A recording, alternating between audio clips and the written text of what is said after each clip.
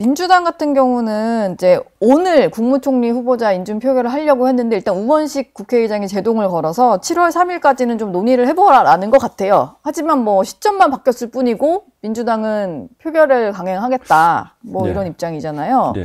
국민의힘 보시기에는 이제 막을 수는 없는 상황 같고, 근데 오늘 또 보니까 뭐 11시에 어떤 일정이 있으신 것 같아요. 예. 대국민 여론전을 좀 나서 보겠다 이런 구상이신가요? 왜냐하면 청문회를 하지 않았습니까, 이틀 동안. 예.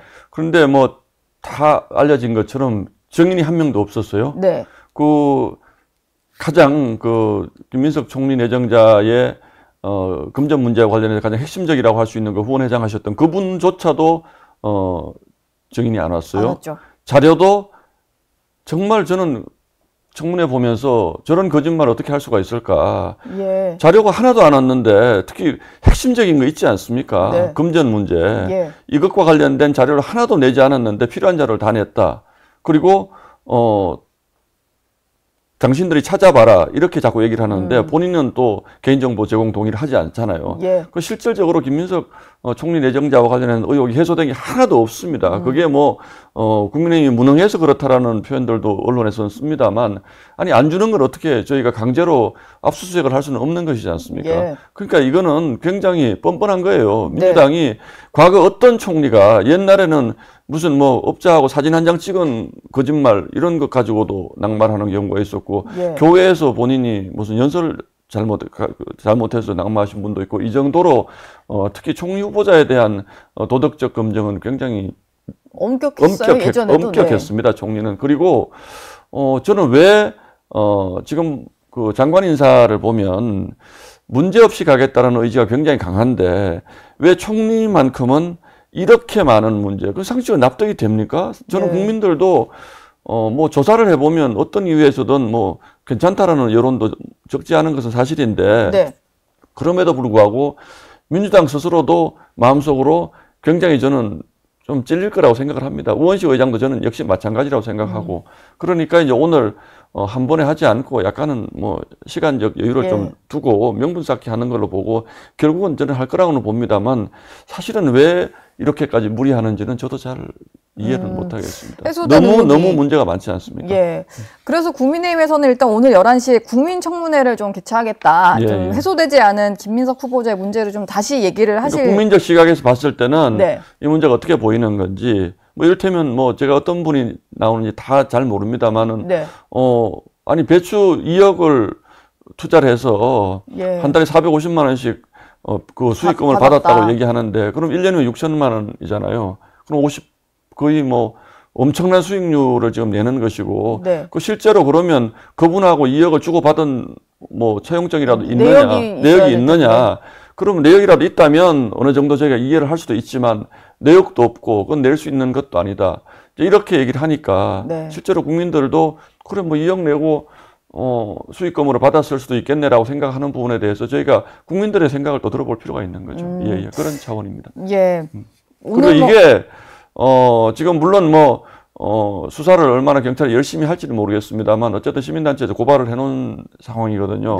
검찰이 맡았다가 경찰로 넘겼죠? 그렇게 됐죠. 뭐 그냥 고발이 됐으니까 배당을 한 것인지 정확히는 알 수 없습니다만, 어쨌든 총리의 도덕적인 문제를 오히려 이재명 대통령이 그냥 즐기는 것인가 이런 생각까지도 들기 때문에 저희는 그 부분에 대해서는 계속 문제 제기를 할 수밖에 없다 이렇게 보고 있습니다.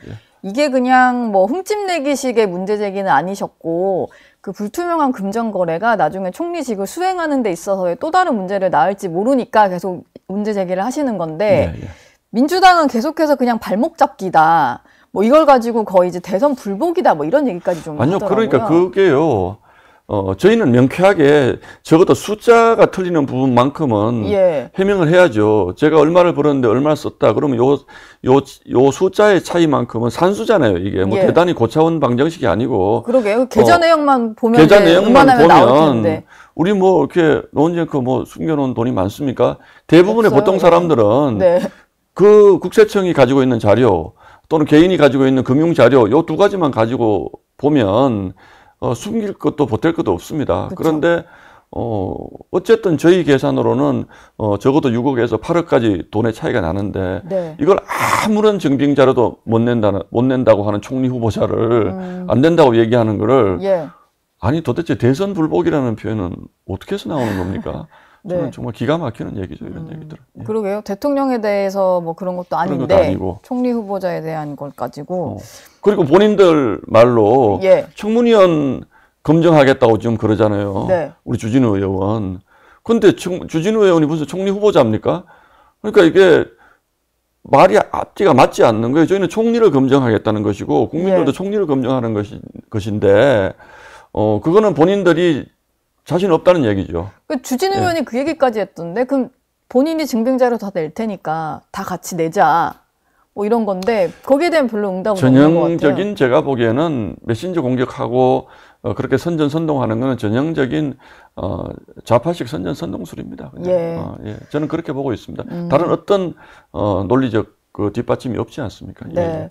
근데 이게 또 동시에 장관 후보자들이 많이 지명이 돼가지고 청문회 전국이 펼쳐지다 보니까 김민석 후보자 한 명만 또 이렇게 공세를 하실 수는 없을 것 같고 그래서 이러다 지나가지 않을까라는 생각이 드네요. 그래서 제가 보기에는 예. 모든 관심을 그냥 김민석 총리 후보자에게 쏠리게 하고 그냥 어물쩍 넘어가려고 하는 것 아닌가라는 생각도 사실은 들고 있는 나머지 후보자들에게 예, 예. 지금 뭐 조현 후보 외교장관 후보자라든지 네. 뭐 이런 부동산 문제도 있고 또 예. 정은경 지금 후보자도 남편이 코로나 시기에 예, 주식 주식 문제가 투자했다는 있고. 뭐 이런 부분들도 저희가 이게 김민석 총리 후보자 쪽으로 국민적 관심이 너무 쏠려서 네. 그냥 넘어가려고 하는 것 아닌가 이런 생각을 하죠. 근데 예. 뭐 저희 채널A도 마찬가지입니다만 언론사마다 집권 초반에는 뭐 정부가 가장 셀 때지만 인사검증 되게 열심히 하거든요. 언론도 열심히 하고 있으니까 예, 뭐 예. 덮일 문제들은 뭐 드러날 문제들은 반드시 드러날 거다. 뭐 이런 얘기를 좀 드리고 싶네요. 예, 예. 지금 법사위원회로 가셨다라고는 하는데 그 전에 기재위셨으니까 예, 예. 대출 규제 문제 좀 여쭤볼까 해요. 예, 예. 제가 보기에도 역대 정부에서 나온 대책 중에 좀 가장 강력한 규제가 한 방에 나온 게 아닌가라는 생각이 드는데 조금 초반에 대통령실에서 이게 금융위에서 나온 이제 그 대책이다 보니까 대통령실 대책이 아니다 뭐 이런 얘기를 했다가 좀 번복하는 논란이 있었거든요. 저희도 굉장히 충격받았습니다. 네, 이게 예. 뭐지? 이를테면 그럼 윤석열 정부에서 했다는 것도 아닐 테고 아니고 예. 그러면 도대체 이걸 누가 했다는 거지? 사실 상식적으로 이 정도의 강력한 규제를 이제 금융 전문가들은 예. 이 6억까지만 대출을 해주고 그 이상은 못 해준다라고 하는 것이 얼마나 강력한 금융 규제인지는 잘 알 겁니다. 금융 전문가들. 왜냐하면 그동안은 이제 대개는 이제 소득 수준이라든지 집의 가치에 비례해서 뭐 몇 %까지만 대출해 줄 수 있다. 이렇게 했기 때문에 뭐 집 값이 아무리 비싸지더라도 거기에 비례해서 이제 대출 총액은 커지는데 또 이거는 상환 능력이 있으면 상환 해주니까. 능력이 있으면 또 해주거나 이제 예. 이런 건데 이거는 그냥 금액으로 규제를 한 것이기 때문에 이건 엄청나게 어마어마한 겁니다. 그런데 대통령실 대변인이 우리가 한 게 아니다 처음에 이렇게 얘기했다가 좀 공사가 커질 것 같으니까 우리하고 긴밀하게 소통하고 있다 이제 이 정도로 얘기를 했거든요. 네. 그래서 이제 한편으로 생각해 보면 죄송합니다. 한편으로 생각해 보면 이걸 이렇게 해보고 성과가 있으면 이제 우리가 주도한 것처럼 하고 부작용이 커지면 뭐 전 정부 관료들이 너무 준비 없이 거기서 좀 터뜨렸다 주도한 걸로. 한 걸로 예. 이렇게 생각하고 한 것 아닐까라는 의심을 가질 정도로 왜냐하면 지금 시장의 파장이 지금 어마어마하지 않습니까? 네. 그래서 이게 저는 뭐 집값이 특히 이제 서울에 이제 그 강남 주변으로 집값이 너무 큰 폭으로 오르니까 예. 규제가 필요하다라는 점에서는 뭐 저도 할 수 있는 것이라고 생각을 합니다. 다만 네. 뭐 당장 거래가 위축되고 그러면 집값이 이제 급하게 팔아야 되는 일부 분들은 이제 급매를 내놓을 수밖에 없는 이런 상황이지만 장기적으로 문재인 정부 때 그 부동산 정책이 실패한 것은 이제 특히 이제 소위 진보 정권이 들어섰을 때 부동산 정책이 실패하는 것은 공급이 위축될 거라는 불안감 때문인 것이거든요. 네. 이제 네. 이게 그래서 항상 그렇습니다. 이번 정부도 이재명 대통령이 당선되면 집값이 오를 것이다라는 얘기가 벌써 작년부터 있었습니다. 네. 그게 이제 그대로 되는 거잖아요. 예. 이건 저는 심리라고 보거든요. 이제 공급이 하루 아침에 되는 것은 아니지만 그래도 하여튼 시장이 돌아가는 쪽으로 정책의 기조가 맞춰지는 것이 아니고 예. 시장의 그 돈줄을 묶는 쪽으로 정책의 기조가 돌아가게 되면 그 일시적으로 뭐 이게 그 집값이 이제 거래가 위축되면서 떨어질 수는 있지만 네.